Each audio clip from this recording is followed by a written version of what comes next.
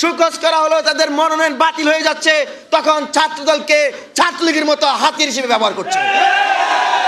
ছাত্রদল যদি ছাত্রলীগ স্টাইলের এই অপকর্ম ছাত্রলীগের মতো করে কর্মসূচি করা শুরু করে এবং বিএনপির দুর্নীতিবাজ, চাঁদাবাজ, ঋণ খেলাপিদেরকে এভাবে সেভ দেওয়ার ট্রাই করে, তাহলে সর্বপ্রথম তাদের বিরুদ্ধে প্রত্যেকটি স্কুল, কলেজ, বিশ্ববিদ্যালয় ছাত্রদলের বিরুদ্ধে দাঁড়াবে। ছাত্রদল নির্বাচন কমিশন ঘেরাও করেছে।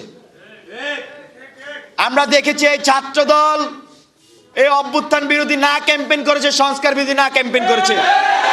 আমরা দেখছি না ছাত্রদল নো ক্যাম্পেইন করেছিল। আজকে ছাত্রদল সেখানে ঢাকায় বসে রাকিবুল ইসলাম রাকিবের নেতৃত্বে আমরা দেখছি নির্বাচন কমিশন ঘেরাও দিয়েছে।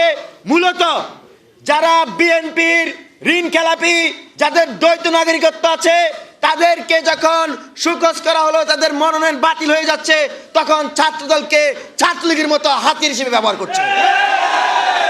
আমরা আজকে রংপুর থেকে ছাত্রদলকে জানিয়ে দিতে চাই, জুলাই পরবর্তী বাংলাদেশ আর আওয়ামী লীগ স্টাইলে বাংলাদেশের মতো নাই।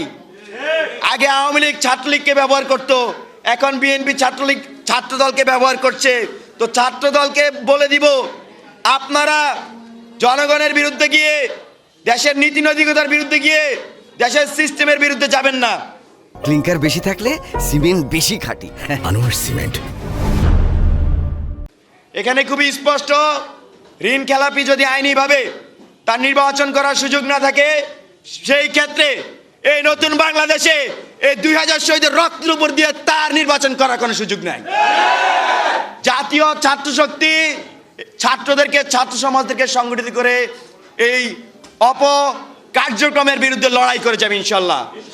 আমরা দেখছি না জুলাইতে যখন আমরা আমাদের আন্দোলন করছিলাম, ছাত্রলীগ পাল্টা কর্মসূচি দিত, দেখছিলাম না?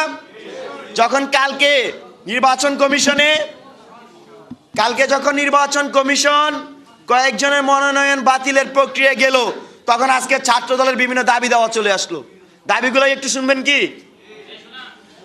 একটা দাবির মূল কথা হচ্ছে এই নির্বাচন কমিশন তারা যাতে স্বাধীনভাবে পরিচালিত হয়। আরে ভাই, নির্বাচন কমিশন স্বাধীনভাবে পরিচালিত হবে, নির্বাচন কমিশনার তো বিএনপির কথাবার্তা ছাড়া উঠে বসে না।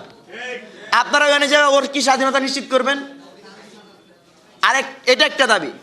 আরেকটা দাবি হচ্ছে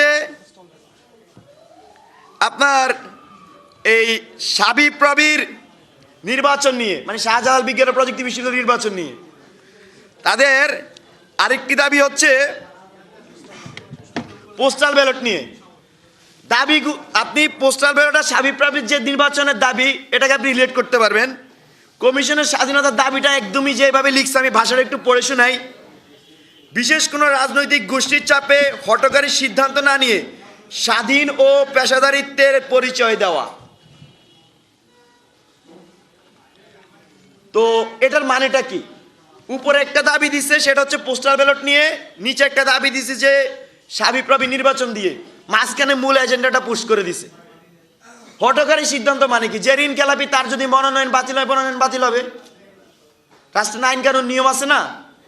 তো ছাত্রদল যদি ছাত্রলীগ স্টাইলের এই অপকর্ম ছাত্রলীগের মতো করে কর্মসূচি করা শুরু করে এবং বিএনপির দুর্নীতিবাজ, চাঁদাবাজ, ঋণ খেলাপিদেরকে এভাবে সেভ দেওয়ার ট্রাই করে, তাহলে সর্বপ্রথম তাদের বিরুদ্ধে প্রত্যেকটি স্কুল, কলেজ, বিশ্ববিদ্যালয় ছাত্রদলের বিরুদ্ধে দাঁড়াবে।